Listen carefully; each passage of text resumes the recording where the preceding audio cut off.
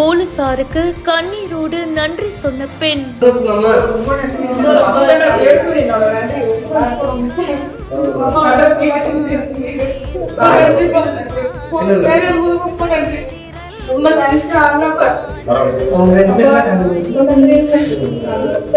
அவ்வளவுதான் போச்சு, கிடைக்காதுன்னு நினைச்சேன். அமாவாசை அன்னைக்கு இங்க கோவிலுக்கு வந்தேன். வந்து அம்மனை பாக்குறதுக்காக வந்தா நான் நகை எடுத்துட்டு வந்திருந்தேன். ஒரு 8.5 சவரன் நகை என் கையில இருந்தது.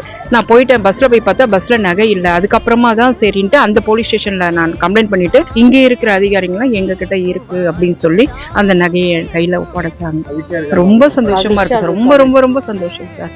அத்தனை போலீஸ்காரங்க எனக்கு நன்றி சொல்றேன். என்னோட கோடான கோடி கடவுள் மாதிரி நீங்க எல்லாரும் சேர்ந்து கண்டுபிடிச்சு கொடுத்திருக்கீங்க.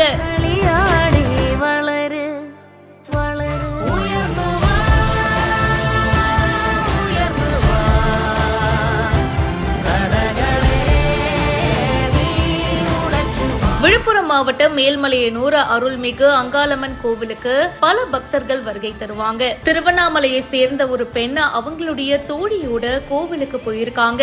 வீட்டுல இருந்தா ரிஸ்க் அப்படின்னு சொல்லிட்டு வீட்டுல இருந்த கிட்டத்தட்ட 8.5 சவரன் தங்க நகைய தன்னோடவே எடுத்துட்டு வந்திருக்காங்க. கோவில்ல தரிசனம்லாம் முடிச்சுட்டு அதுக்கப்புறமா பஸ்ல மறுபடியும் வீட்டுக்கு கிளம்பும் போதுதான் அவங்க கொண்டு வந்த தங்க நகை காணும் அப்படின்ற விஷயம் தெரிய வந்திருக்கு. உடனடியா போலீசாருக்கு புகாரும் கொடுத்திருக்காங்க.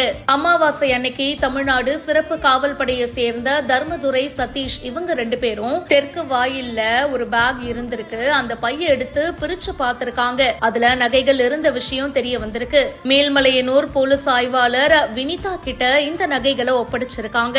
நகையை தொலைத்த ஷகிலா மேல்மலையனூர் போலீஸ் ஸ்டேஷனுக்கு போயிருக்காங்க. அப்போ நகை இருக்கிற விஷயம் தெரிய வந்திருக்கு. அவ்வளோ நகைகளை எடுத்துட்டு வரக்கூடாது, அப்படியே எடுத்துட்டு வந்தாலும் பார்த்து எடுத்துட்டு வரணும். இப்போ இந்த நகைகள்லாம் எவ்வளவு லட்சம் தெரியுமா?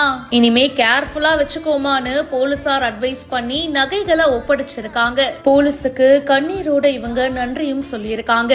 இத பத்தி உங்களுடைய கருத்துக்களை கமெண்ட் செக்ஷன்ல சொல்லுங்க. மேலும் பல செய்திகளை உடனே தெரிஞ்சுக்க பிஹைண்ட் ரூட்ஸ் நியூஸ் வாட்ஸ்அப் சேனலுக்கு ஜாயின் பண்ணுங்க.